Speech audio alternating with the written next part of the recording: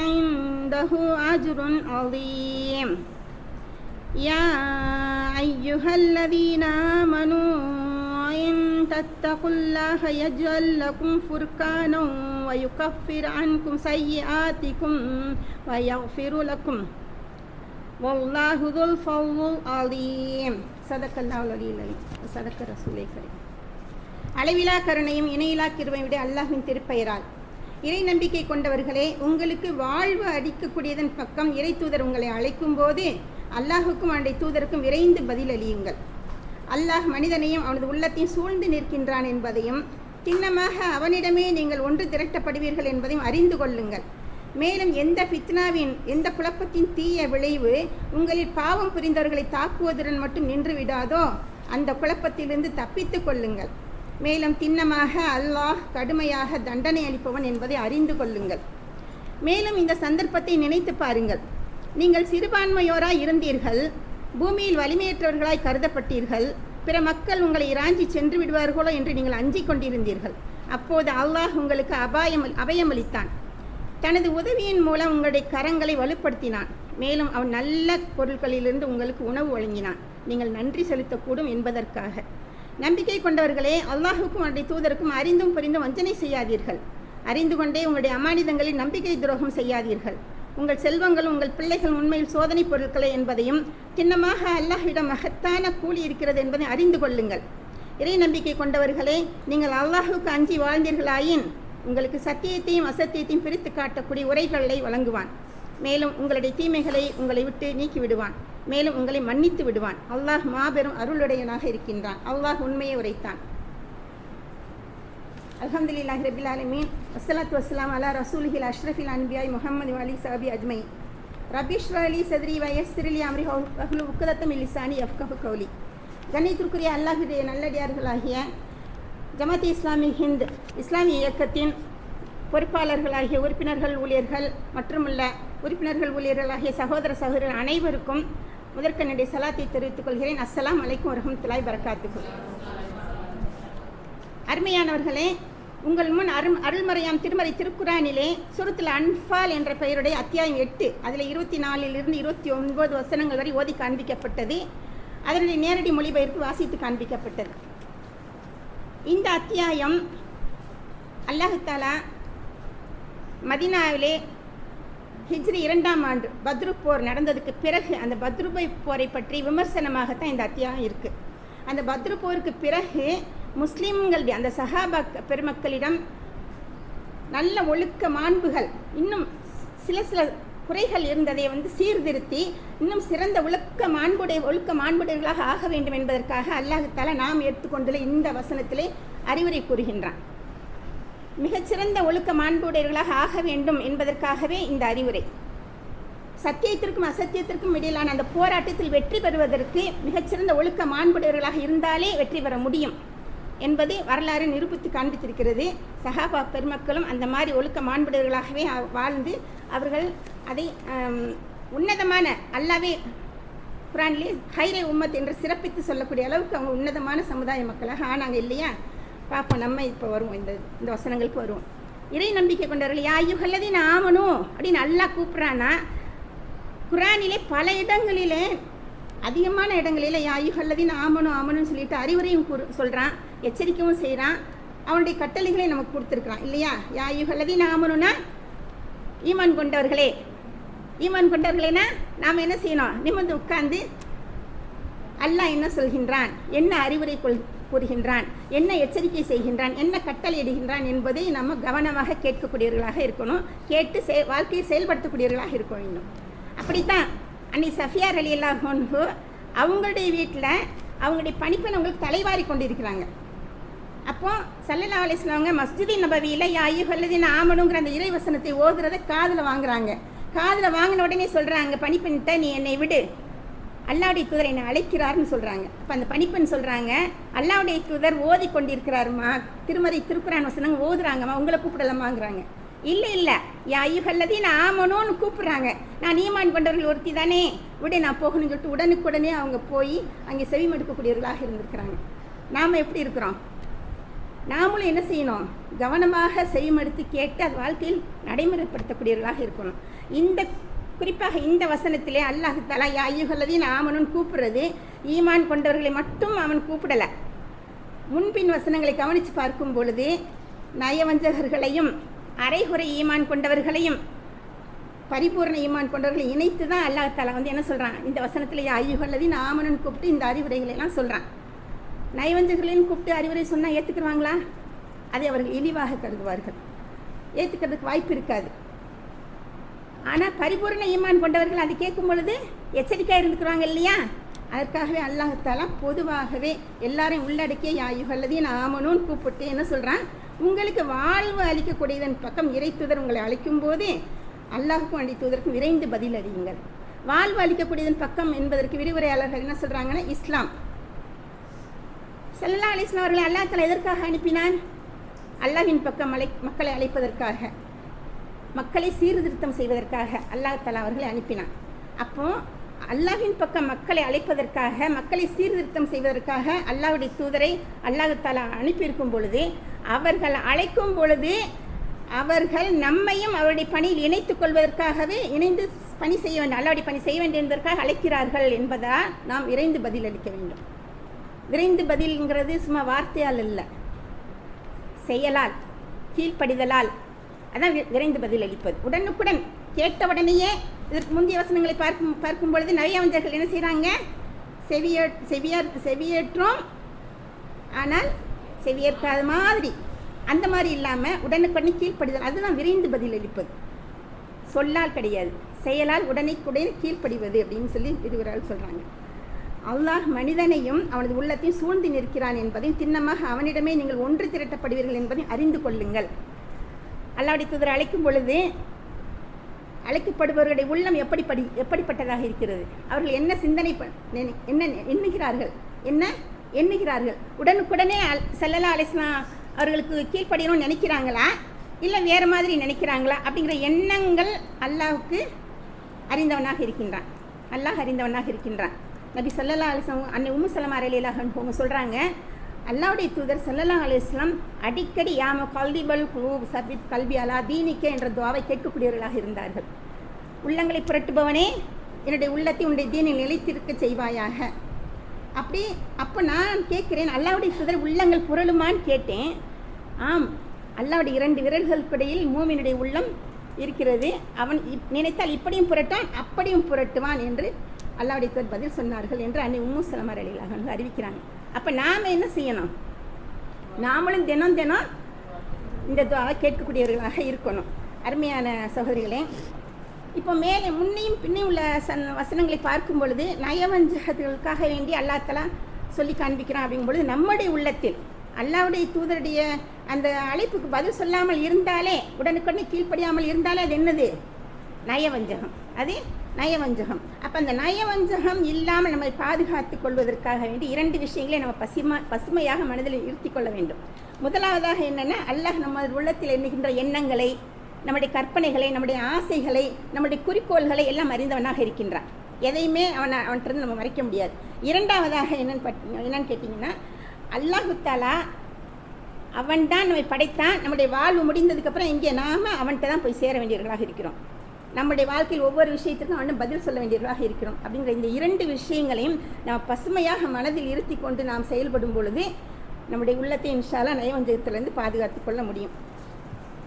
ஃபித்னா, எந்த ஃபித்னாவின் எந்த குழப்பத்தின் தீய விளைவு உங்கள் பாவம் புரிவர்கள் தாக்குவதில் மட்டும் நின்று விடாதோ அந்த குழப்பத்திலும் தப்பித்து கொள்ளுங்கள். ஃபித்னா அப்படின்னா என்னது, சமூக தீமைகள். ஒரு சமூகத்தில் லேசுமாசான பாவங்கள் இல்லாமல் இது முழு ஒட்டுமொத்த சமூகத்தையுமே பாலடிக்கக்கூடிய தீமைகள் தான் ஃபித்னா. அல்லாஹ் தஆலா சூரா பக்ராவில் சொல்கிறான், ஃபித்னா இல்லாதொழிந்து தீன் அல்லாஹுக்கு மட்டுமே உரித்தானதாகும் வரை தொடர்ந்து போராடுங்கள்ங்கிறான். ஃபித்னா இல்லாதொழிந்து தீன் அல்லாஹுக்கு மட்டுமே உரித்தானதாகும் வரை தொடர்ந்து போராடுங்கள் அப்படின்னு சொல்கிறான். அப்போ ஒரு சமுதாயத்தில் இந்த ஃபித்னா ஒழுக்க சீர்கேடுகள் பரவுவதை கண்டும் காணாமல் சகித்து கொள்ளக்கூடியவர்களாக மூமின்கள் இருக்கக்கூடாது. கண்டும் காணாமல் சகித்து கொள்ளக்கூடியவர்களாக மூமின்கள் இருக்கக்கூடாது. தீமை செய்பவர்களை தடுக்காவிட்டால் நிச்சயம் அந்த மாபெரும் குழப்பம் ஏற்படும். அந்த பேராபத்து சுனாமி மூலம் எல்லாரையும் சேர்த்து சுருட்டிவிடும். இதைத்தான் அல்லாஹ் தஆலா சூரத்துல் ஆராஃபில் 163 166 வரைக்கும் உள்ள வசனங்களை சொல்லி காண்பிக்கிறான். அது ஒரு கடற்கரை ஊர். அந்த கடற்கரை ஊரில் சனிக்கிழமை சப்து வரையறை அல்லாஹ்வுடைய கட்டளையை மீறக்கூடிய மக்கள் இருக்காங்க. அந்த மீறக்கூடிய மக்களை தடுக்கக்கூடிய மக்கள் இருக்கிறாங்க. மீறக்கூடிய மக்களை தடுக்கக்கூடிய மக்களை வேறொரு மக்கள் என்ன செய்கிறாங்க, நீங்கள் ஏன் வெட்டியில் சொல்கிறீங்க, வீணான வேலை செய்கிறீங்க, அவங்க கேட்கவா போகிறாங்க, அவங்க அல்லாஹ் கீழ்ப்படிய மாட்டாங்க அப்படின்னு சொல்கிறாங்க. அப்போ இந்த தடுத்து கொண்டு இருக்கிற மக்கள் சொல்கிறாங்க, நாங்கள் அல்லாஹ்க்கு பதில் சொல்லணும் இல்லையா, ஒருவேளை நாங்கள் சொல்கிறத கேட்டு அவங்க திருந்திக்கலாம் இல்லையா, அதனால் நாங்கள் தடுக்கிறோங்கிறான். கடைசியில் அல்லாஹ் என்ன செய்கிறான் சொல்கிறான், தடுத்து கொண்டிருந்தவர்களை காப்பாற்றணும், மற்ற எல்லாரையும் அழித்து விட்டோங்கிறான். அப்போ நாம் என்ன செய்யணும், நம்ம ஒவ்வொருவருக்கும் மூமின்களாகிய ஒவ்வொருவருக்கும் சமூக தீமையை நீக்க வேண்டிய, அதை அகற்ற வேண்டிய பொறுப்பு இருக்குது அப்படிங்கிறத நம்ம எல்லாரும் உணர்ந்து கொள்ள வேண்டும்.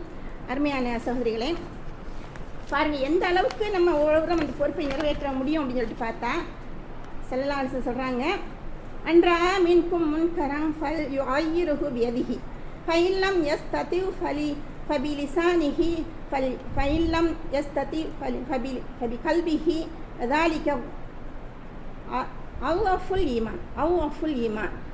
என்ன சொல்கிறாங்க, யார் சமூக தீமைகளை பார்த்து அவங்களுக்கு வலிமை இருந்தால் கரங்களால் தடுக்கட்டும், வலிமை இல்லாவிட்டால் நாவால் தடுக்கட்டும், அதுலேயும் வலிமை இல்லாவிட்டால் மனதால் வெறுத்து ஒதுக்கி விடட்டும். இதுதான் ஈமானின் கடைசி நிலைன்னு சொல்கிறாங்க. அப்போ நம்ம ஒவ்வொருவருக்கும் எந்த அளவுக்கு நம்மளால் முடியுமோ அந்த அளவுக்கு மேக்சிமம் என்ன செய்யணும், இந்த ஃபித்னாவை அகற்றுவதில் நாம் முயற்சி செய்ய வேண்டும். மேலும் இந்த சந்தர்ப்பத்தை நினைவு கூறுங்கள், நினைத்து பாருங்கள். நீங்கள் சிறுபான்மையோராக இருந்தீர்கள், பூமியில் வலிமையற்றவர்களாக கருதப்பட்டீர்கள், பிற மக்கள் உங்களை இராஞ்சி சென்று விடுவார்கள் என்று நீங்கள் அஞ்சிக் கொண்டிருந்தீர்கள். அப்போது அல்லாஹ் உங்களுக்கு அபயம் அளித்தான், தனது உதவியின் மூலம் உங்களுடைய கரங்களை வலுப்படுத்தினான், மேலும் நல்ல பொருள்களிலிருந்து உங்களுக்கு உணவு வழங்கினான். நீங்கள் நன்றி செலுத்தக்கூடும் என்பதற்காக அல்லாஹ் தஆலா அந்த ஆரம்பகால முஸ்லீம்களுக்கு கொடுத்த அருட்கொடைகளை இங்கே பட்டியலிடுகின்றான். அந்த ஆரம்பகால முஸ்லீம்களுக்கு என்னென்ன அருட்கொடைகள் கொடுத்தான்னு சொல்லிட்டு பட்டியலிட்டு சொல்கிறான். கடைசியில் நீங்கள் நன்றி செலுத்தக்கூடியவர்களாக இருக்கக்கூடும் என்பதற்காக. இந்த நன்றி செலுத்துதல்ங்கிறது சும்மா வாயினால் அல்ஹம்துலில்லாஹ்னு சொல்கிறதா, வாயினால் சும்மா அல்ஹம்துலில்லாஹ்னு சொல்கிறது கிடையாது. நன்றி செலுத்துறது என்னங்கிறத மௌலானா மௌதூதி ரஹ்மத்துல்லாஹி அலைஹி அவங்க சொல்கிறாங்க, அல்லாஹ் அருளிய அருட்கொடைகளுக்கு நன்றி செலுத்துவது என்பது அல்லாஹுக்கும் அல்லாஹ்வுடைய தூதருக்கு கீழ்ப்படிந்து வாழ்வது.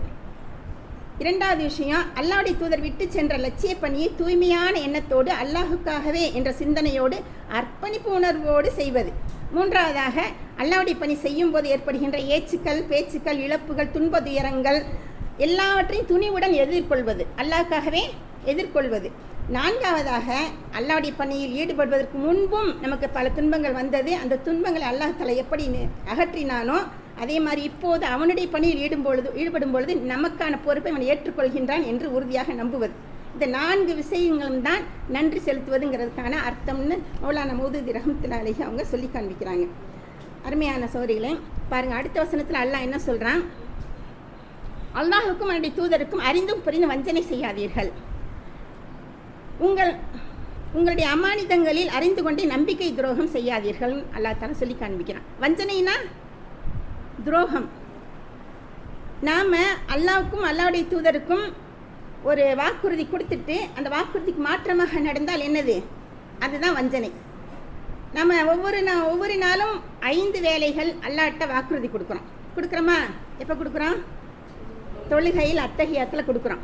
அப்போது அல்லாஹ்வுடைய அல்லாஹ்வுக்கும் அல்லாஹ்வுடைய தூதருக்கு கட்டுப்படுவேங்கிற அந்த வாக்குறுதிக்கு நம்முடைய வாழ்க்கையில் மாறுபாடு செய்கிற மாதிரி நம்ம வாழ்க்கை இருந்தால் நம்ம என்னது, அல்லாஹ் பாதுகாக்கணும்.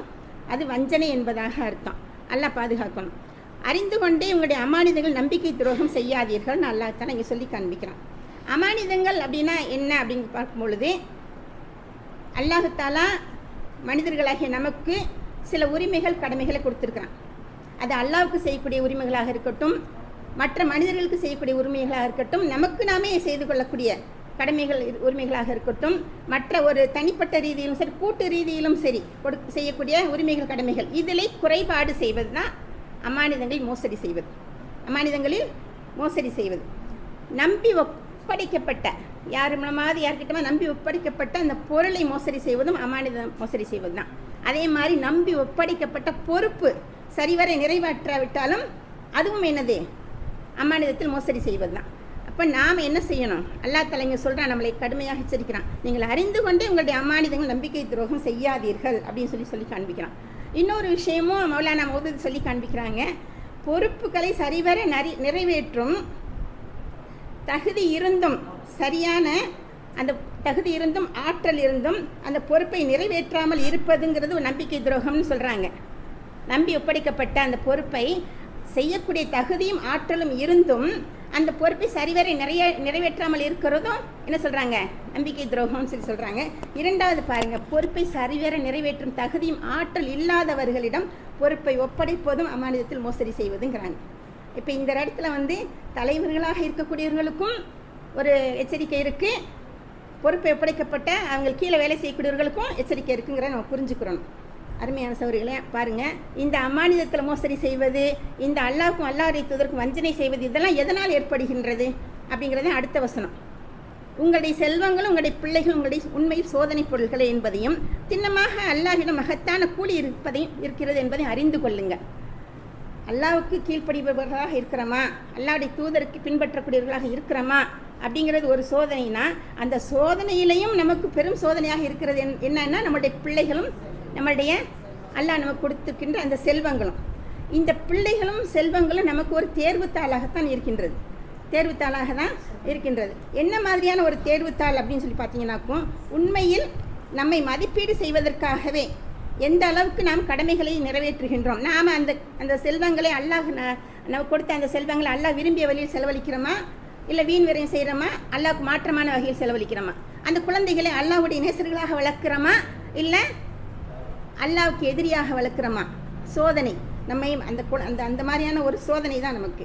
ஆமாம், அல்லாஹ் விதித்த கடமைகள் உரிமைகள் இதெல்லாம் சரியான விஷயத்தில் நம்ம அந்த செல்வங்கள் விஷயத்துலையும் பிள்ளைகள் விஷயத்தில் நாம் சரிவர செய்கிறோமா அப்படிங்கிற ஒரு சோதனை தான் அப்படின்னு சொல்லிட்டு இங்கே அல்லாஹ் தஆலா சொல்லி விரிவுரையில் சொல்லி காண்பிக்கிறாங்க.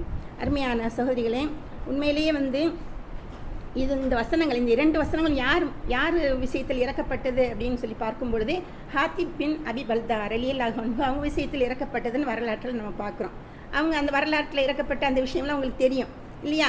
மக்கா வெற்றி, மக்காவில் படையிருக்கக்கூடிய அந்த ரகசியமான விஷயத்தை இவர் என்ன செய்கிறாரு, ஒரு கடிதம் மூலமாக குறைஷிகளுக்கு அனுப்புகிறாரு. அல்லாஹ் தஆலா அதை அறிவித்து கொடுக்கவும் ஸல்லல்லாஹு அலைஹி வஸல்லம் போய் அந்த கடிதத்தை கைப்பற்றுகிறாங்க.